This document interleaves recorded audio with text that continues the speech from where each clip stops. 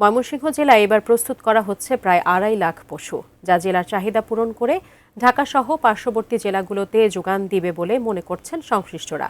এদিকে কোরবানি পশুর পরিচর্যায় ব্যস্ত সময় পার করছেন খামারিরা। আরও জানাতে ময়মনসিংহ থেকে সরাসরি যুক্ত হচ্ছেন প্রতিনিধি আসাদুজ্জামান সুমন। কোরবানি ঈদকে সামনে রেখে পশু প্রস্তুতি, খামারিদের এবং পরিচর্যার বিষয়টি নিয়ে আমাদেরকে সার্বিক জানাবেন।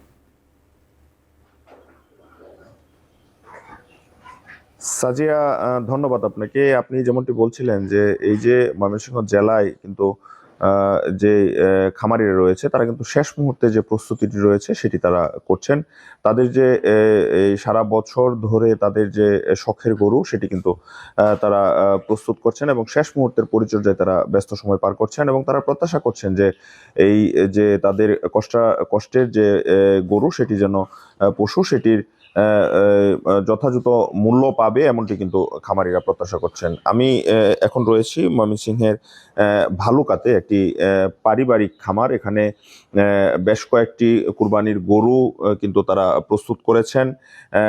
এই যে খামার, এটি তারা 6 ভাই, তাদের 6 ভাইয়ের কিন্তু 6টি খামার রয়েছে এখানে। তারা এই গরুটি এই যে গরুর ব্যবসা সেটি লাভজনক হওয়ায় তারা 6 ভাই মিলে এই গরুর খামারগুলো করেছেন। এখানে আমরা দেখছি যে প্রায় শতাধিক গরু কিন্তু তাদের এই খামারগুলোতে রয়েছে।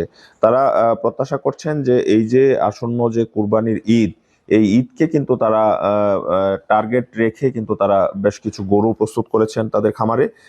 এই গরুগুলো তারা বিভিন্ন বাজারে বিক্রি করবেন এবং তারা বলছেন কিছু পাইকারও কিন্তু তাদের যে খামারগুলো রয়েছে এই খামারগুলোতে আসছেন, গরু দেখছেন, গরুর দাম বলছেন। কিন্তু তারা যেটি বলছেন যে এবছর গোখাদ্যের যে দাম সেটি কিন্তু অনেক বেশি, যার ফলে কিন্তু তারা আশানুরূপ যদি দাম না পায় তাহলে কিন্তু তারা ক্ষতির মুখে পড়বেন, এমনটি কিন্তু খামারি যারা রয়েছেন তারা আমাদেরকে জানিয়েছেন। সব মিলিয়ে জেলায় কিন্তু এবছর বেশ কিছু পশু উদ্ধৃত থাকবে এবং জেলা প্রাণী সম্পদ কর্মকর্তা আমাদেরকে যেমনটি জানিয়েছেন যে এই জেলার চাহিদা পূরণ করে এই অন্যান্য জেলা সহ ঢাকায় গরু চাহিদা মেটাতে পারবে এই জেলার খামারিরা।